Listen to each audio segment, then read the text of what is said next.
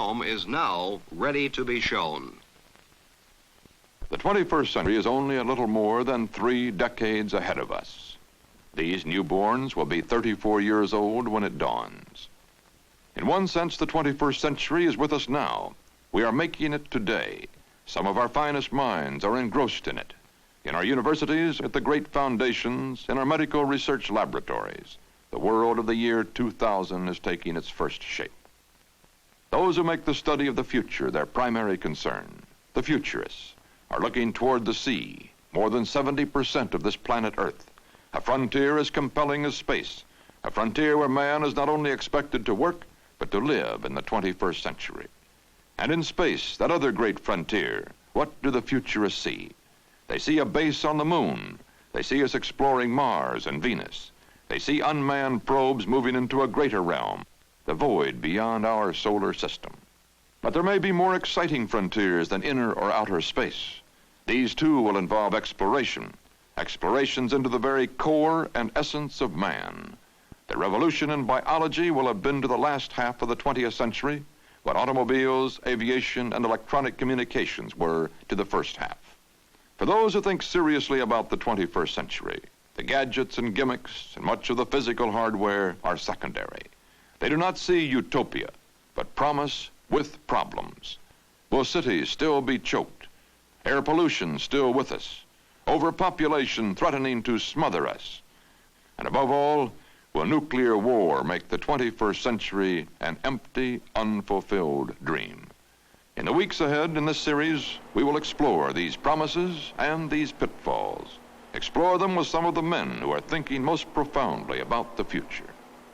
With these men, we will be looking ahead at a world that lies a little more than 3 decades away. The future cannot be predicted, the experts tell us, but it can be determined if people understand and then decide what they want the world of tomorrow to be. Understand and then decide may be the key to that hazy, promising, frightening world we call the 21st century.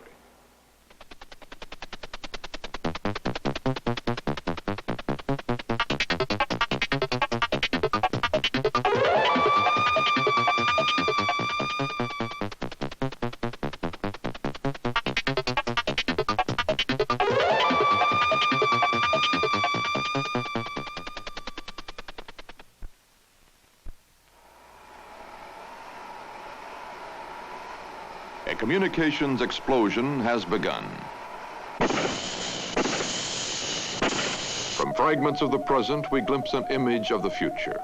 Many of the possibilities of 21st century communications are before us now.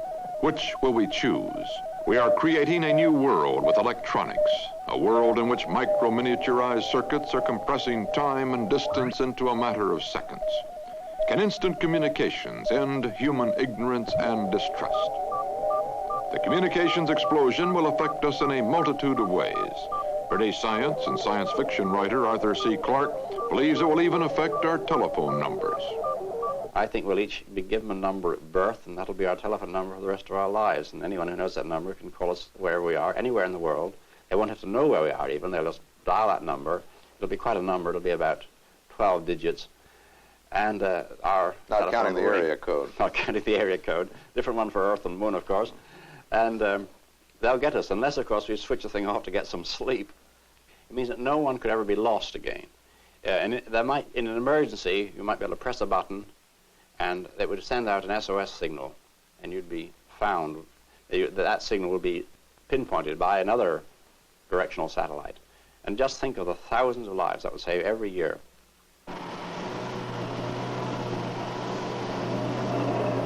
What will communications be like in the 21st century? Today, orbiting satellites like this, spinning high above the Earth, relay signals around the world. Tomorrow, satellites could be the key to a worldwide network of information, education, and entertainment. The age of the communication satellite has just begun.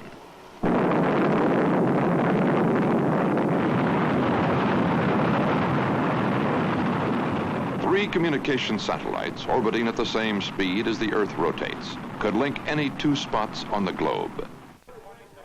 Going straight up. And stand by to Super. Mexico is on the line.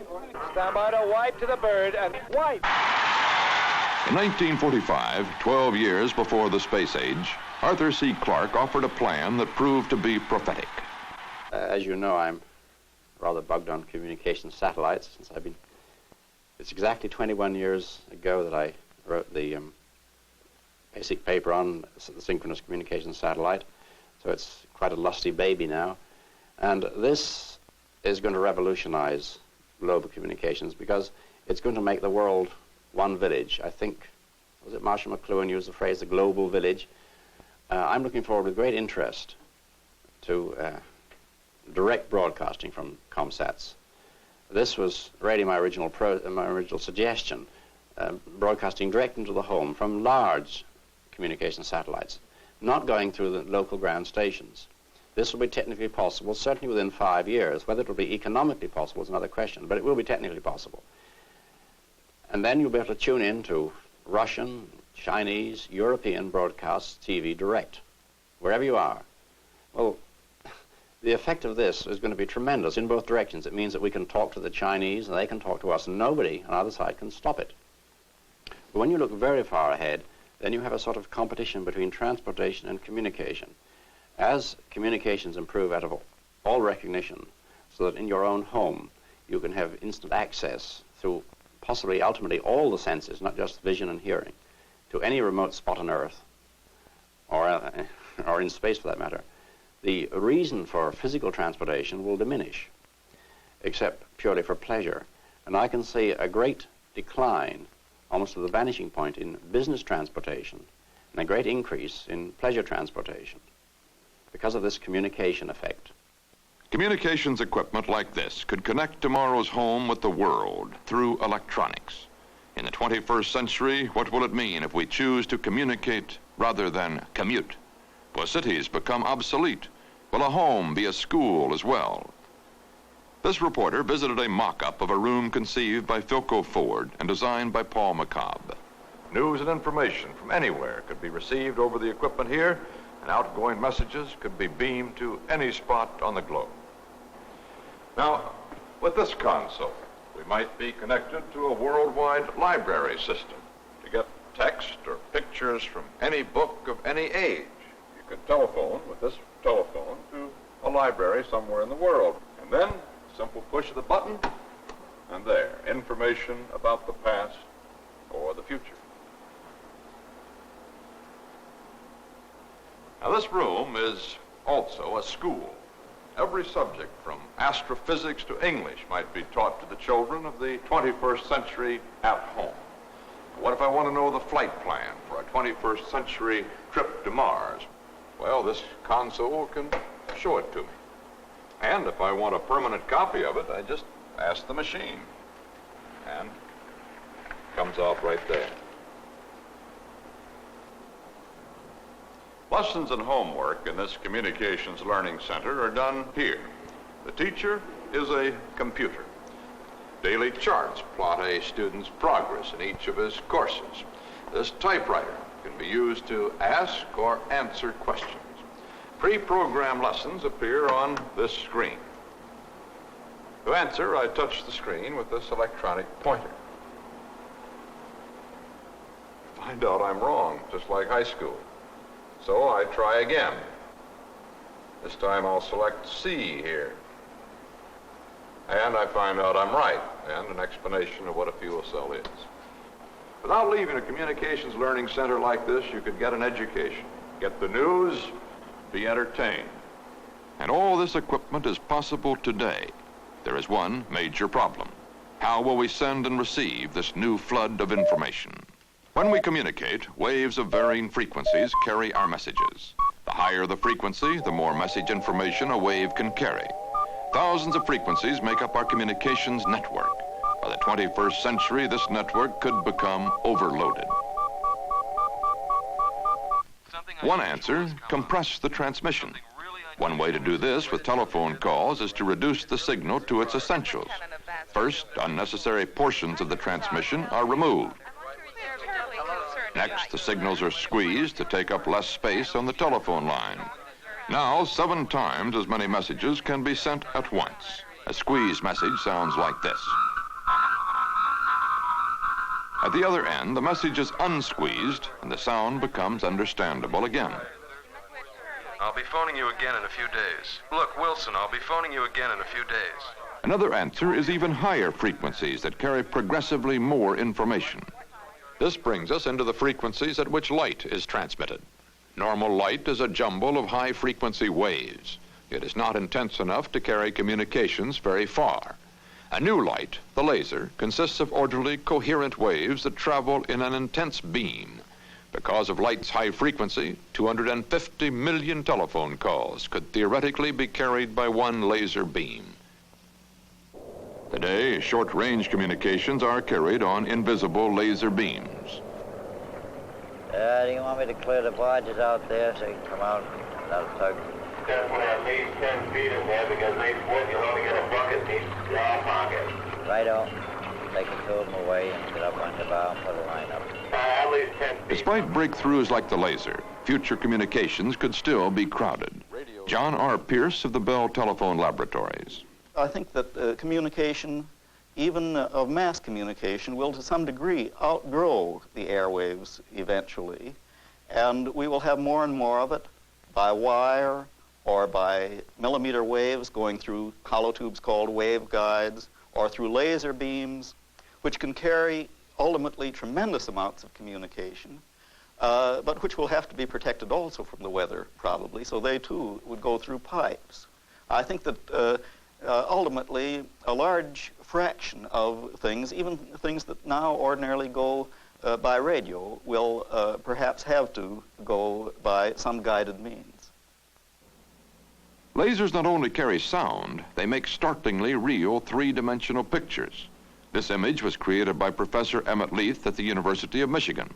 He used a revolutionary new kind of photography with lasers. It is called holography. Holography uses no camera, no lens, no shutter. Two laser beams are used. Imagine a triangle. At the apex, two laser beams. In one corner, an object to be photographed. In the other, a photographic plate. One laser beam shines directly on the plate. The other bounces off the object and then hits the plate. When the two beams strike the photographic plate, their waves meet like crossing ripples from two stones tossed in a pond. The result is this smudge-like pattern. This is called a hologram. To unlock a holographic image, a fresh laser is beamed through the plate.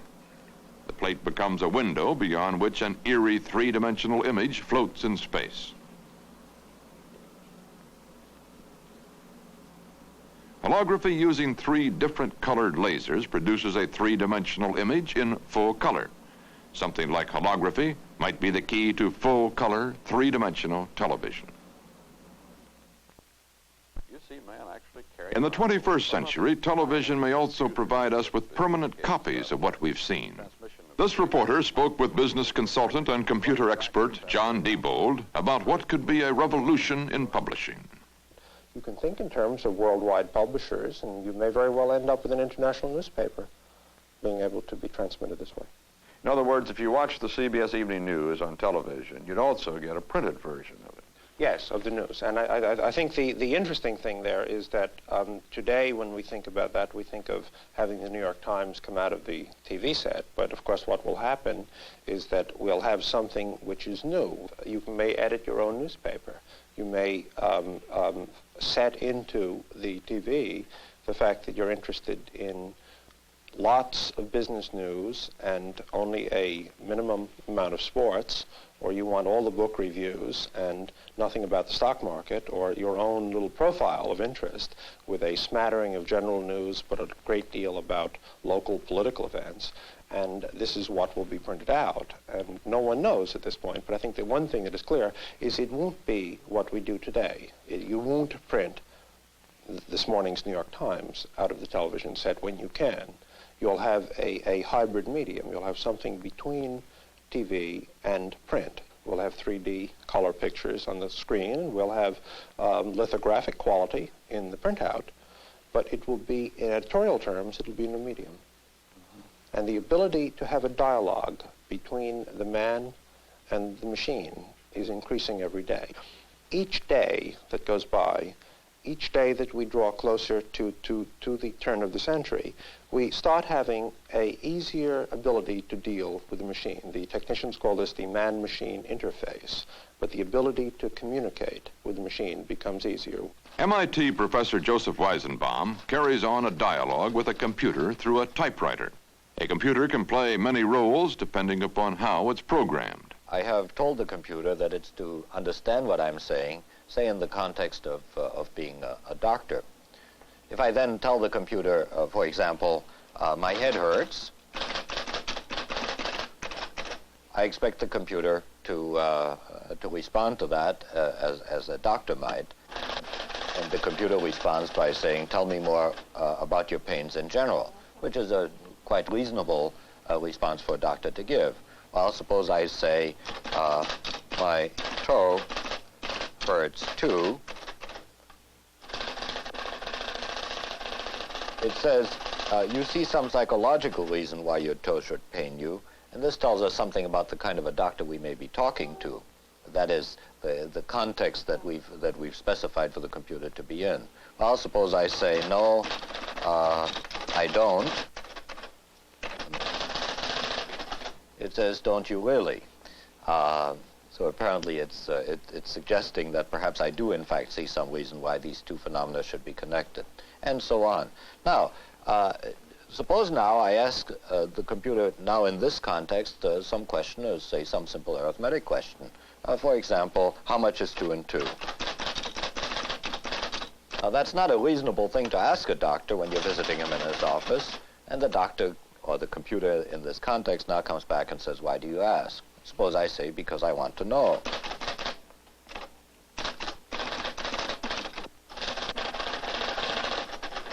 And the response is that the real reason?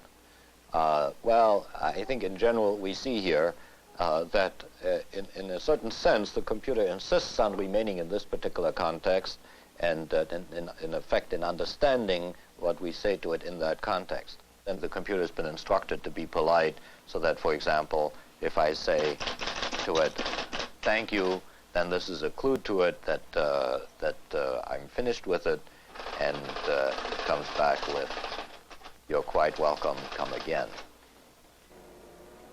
The next step toward bringing men and machines closer together is turning typing into talking.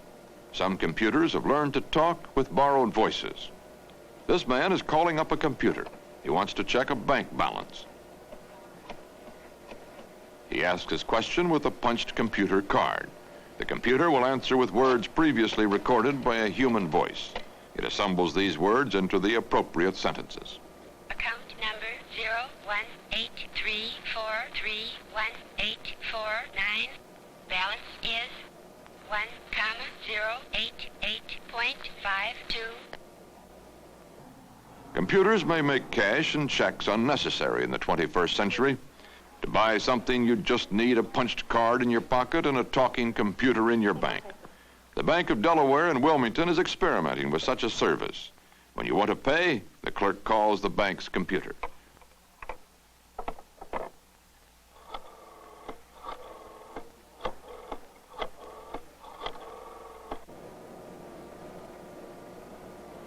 The punched card identifies your account. The talking computer verifies your credit. Account number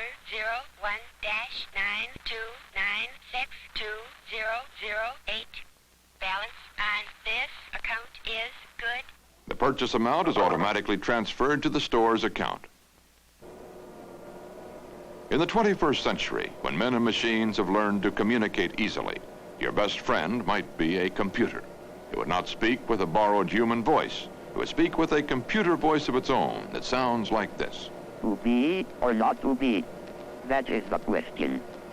Whether it is nobler in the mind to suffer the slings and arrows of outrageous fortune, or to take arms against us young... What good is a friend that talks to you if you can't talk to him? Once upon a time, 1789 to be precise. How can we get a computer to understand what we say to it so that we can really talk to a machine? The first step is to make a picture of the human voice called a spectrogram. Spectrographic information is given to a computer so that it can recognize word sounds. Now a typewriter will type what we tell it. Today, this conversation is limited to numbers and simple words. 0, 1, 2, 3, 4, 5, 6, 7, 8, 9, 0, 1, 2. To give a computer a voice of its own, you again begin with a spectrogram. The spectrographic information is translated into the usual punch tape that a computer understands. Then combined with a machine that makes sounds, the computer is ready to speak in its own voice. Dr. Peter Denish at Bell Labs shows how it's done. What we have here is an electronic speech-sound generator. When we want to hear a sentence, I type the sentence into the computer. The computer sends this information to the sound generator, and then we can hear the sounds produced by this sound generator. Unfortunately, the program can't spell yet, so instead of typing the sentence in normal orthographic spelling, I'll use a simplified phonetic spelling. I'll type in the sentence, I see the cat. I see cat. I see cat. I see cat. I see cat. I'm sorry, this time. In fact, I have to type in, I saw the cat.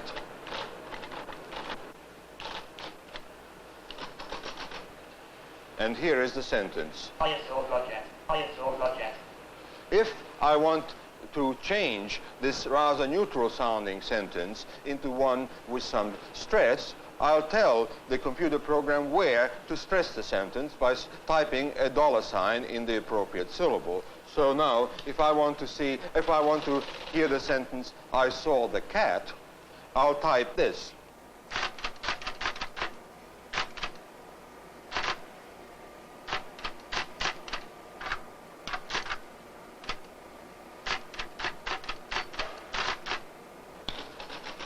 Listen to it now. I saw the cat. I saw the cat.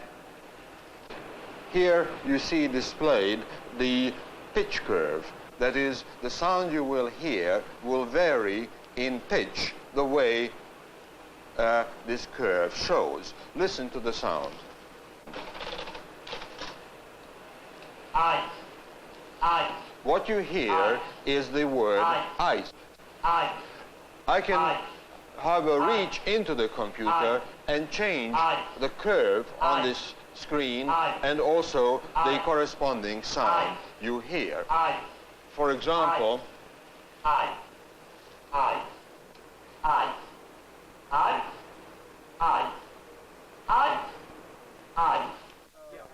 the pattern of future communications cannot be predicted with certainty.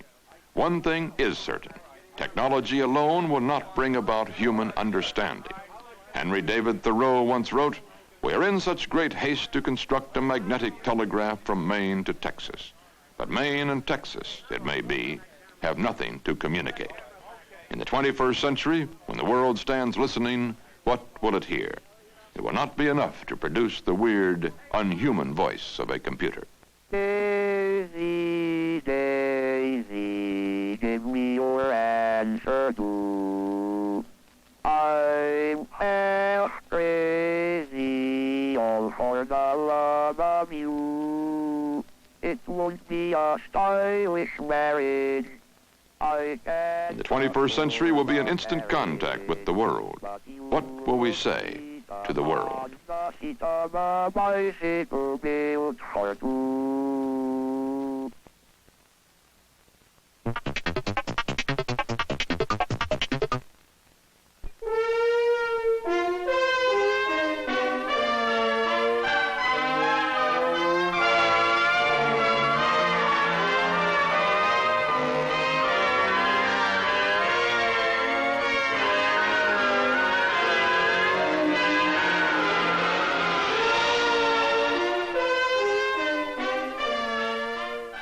21st Century was filmed and edited under the supervision and control of CBS News.